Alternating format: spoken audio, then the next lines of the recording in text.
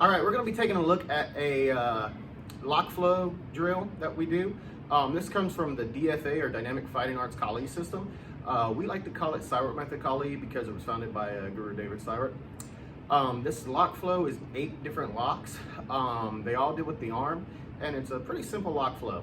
Now, in Full Circle Kung Fu, we have lock flows from a bunch of different arts. We have them from our Jeet Kune Do lineages, we have them from Small Circle Jiu-Jitsu, American Combat Jiu-Jitsu.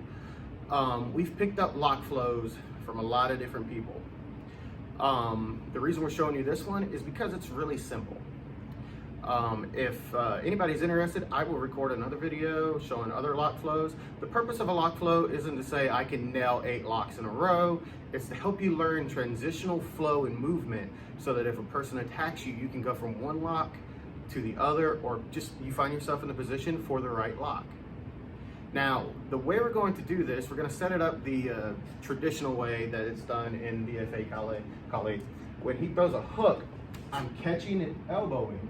My hand passes over. There's an arm wrench here, but that's not part of the flow. I just like to share that this one's here. So if you want to add it, that'd be your number 1, and this will turn into an 9 count flow. But from there, we go into a wrist lock. All right, from the wrist lock, we go into what we call an S lock. Some people call it a Z lock. I like to grab the fingers and point. It's this bend right here, making him sit down. All right, but from that, we go into what we call a Sankyo. Some people call this an inverted wrist lock. It makes him go behind. So what we do is I like to hold the elbow to stop him from going behind me.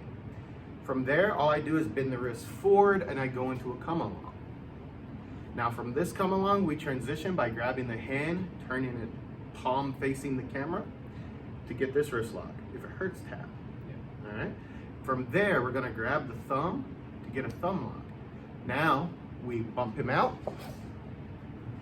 We put 2 fingers in one hand, 2 fingers in the other, or you could just do one if you're doing more small circle jiu-jitsu, or we go for a finger lock.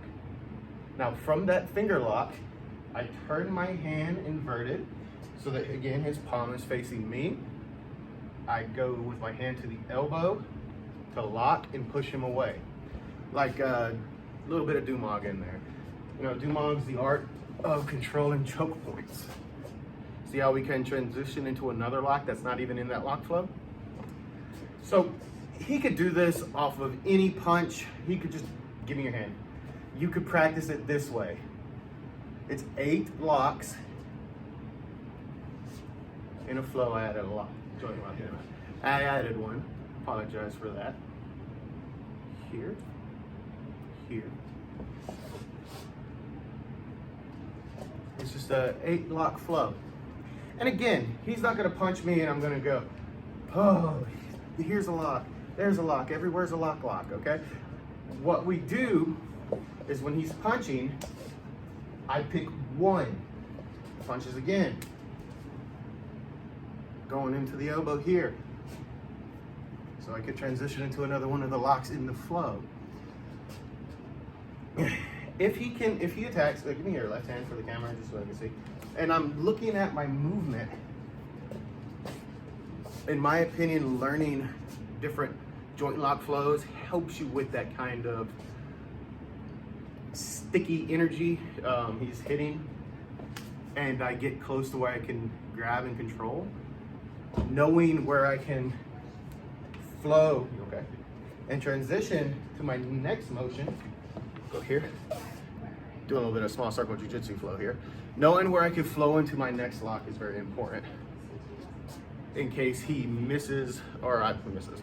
If I miss, if I don't get the right block in, that kind of idea. He punches, and I find myself in a weird position. I still, because of practicing lock flows, I still have different locks that I can catch and do.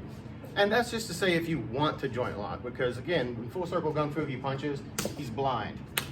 Then I can just go in and do whatever. All right, this is Sifu Casey Martin from the School of Flowing Fighting Arts, Full Circle Kung Fu here in Kernersville, North Carolina. If you have any questions, let me know.